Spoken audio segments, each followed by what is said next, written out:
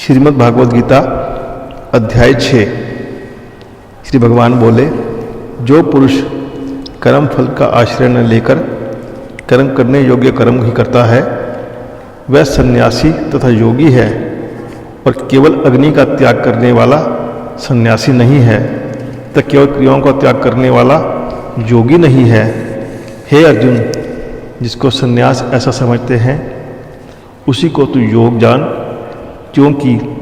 संकल्पों का त्याग न करने वाला कोई भी पुरुष योगी नहीं होता। योग में आरूढ़ होने की इच्छा वाले मननशील पुरुष के लिए योग की प्राप्ति में निष्काम भाव से कर्म करना ही हेतु कहा जाता है, और योगारूढ़ हो जाने पर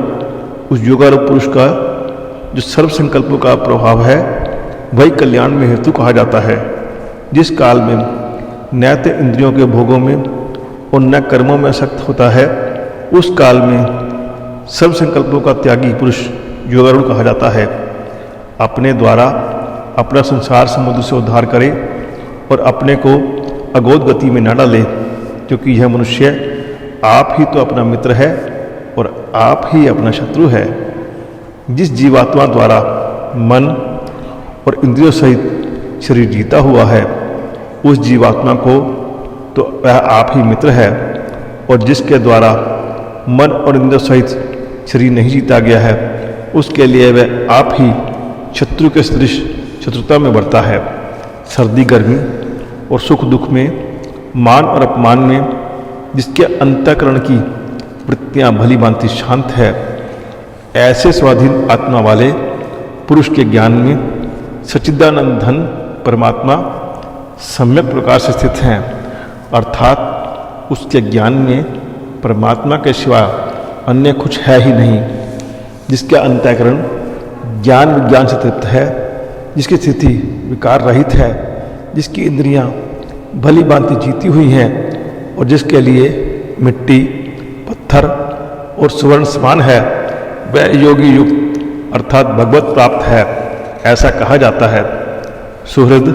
मित्र, वैरी, उदासीन, मध्यस्थ, द्वेष्य और बंदी गणों में, धर्मात्माओं में और पापियों में भी समान भाव रखने वाला अत्यंत श्रेष्ठ है। मन और इंद्रियों सहित शरीर को वश में रखने वाला आशा रहित और संग्रह रहित योगी अकेला ही एकांत स्थान में स्थित होकर आत्मा को निरंतर परमात्मा में लगावे।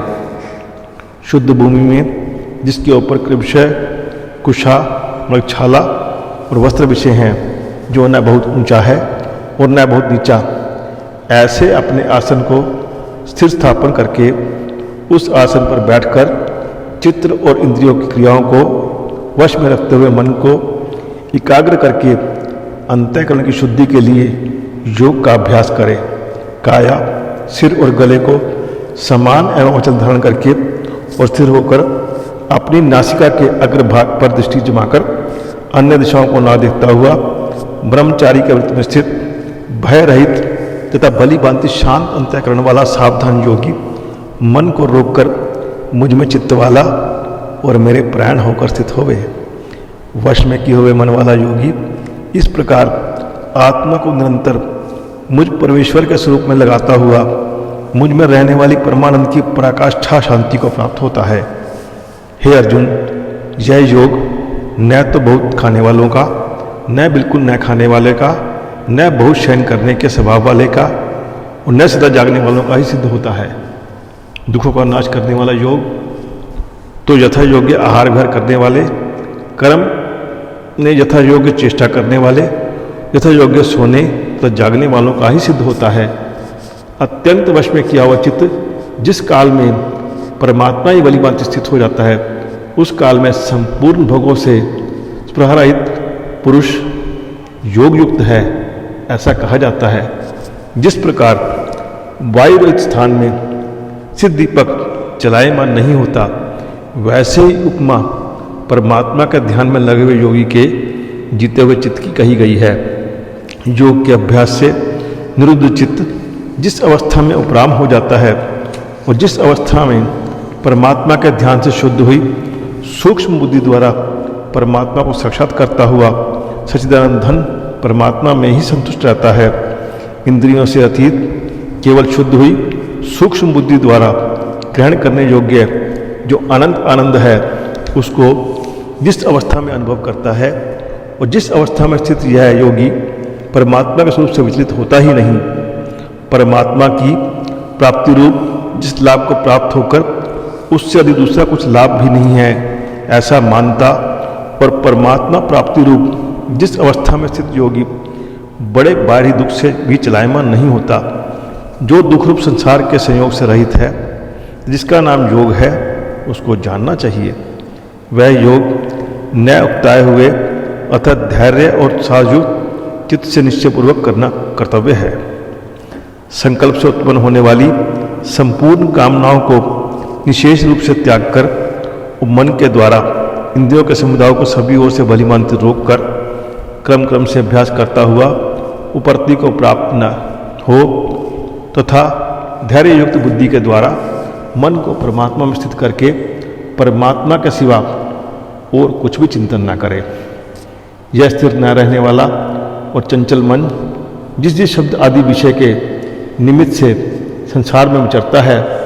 उस विषय रोक कर यानी हटाकर इसे बार बार परमात्मा में निरुद्ध करें, क्योंकि जिसका मन भली प्रकार शांत है, जो पापों से रहित है और जिसका रजोगुण शांत हो गया है, ऐसे इस सच्चिदानंद धन ब्रह्म के साथ एक ही भाव हुए योगी को उत्तम आनंद प्राप्त होता है। यह पाप रहित योगी इस प्रकार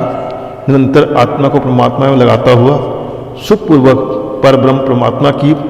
प्राप्ति रूप अनंत आनंद का अनुभव करता है। सर्वव्यापी अनंत चेतन में एक ही भाव से चित्त रूप योग से युक्त आत्मा वाला और सब में समभाव से देखने वाला योगी आत्मा को संपूर्ण भूतों में स्थित और संपूर्ण भूतों को आत्मा में कल्पित देखता है। जो पुरुष संपूर्ण भूतों में सबके आत्मरूप मुझ वासुदेव को ही व्यापक देखता है और संपूर्ण भूतों को मुझ वासुदेव के अंतर्गत देखता है, उसके लिए मैं अदृश्य नहीं होता और वह मेरे लिए अदृश्य नहीं होता। जो पुरुष एक ही भाव में स्थित होकर संपूर्ण भूतों में आत्मरूप से स्थित मुझ सच्चिदानंद धन वासुदेव को भजता है,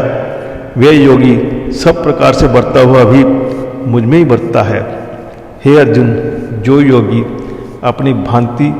संपूर्ण भूतों में सम देखता है तथा सुख अथवा दुख को भी सब में सम देखता है, वह योगी परम श्रेष्ठ माना गया है। अर्जुन बोले, हे मधुसूदन, जो यह योग आपने समभाव से कहा है, मन के चंचल होने से मैं इसकी नित्य स्थिति को नहीं देखता हूँ, क्योंकि हे श्री कृष्ण, यह मन बड़ा चंचल प्रमथन स्वभाव वाला,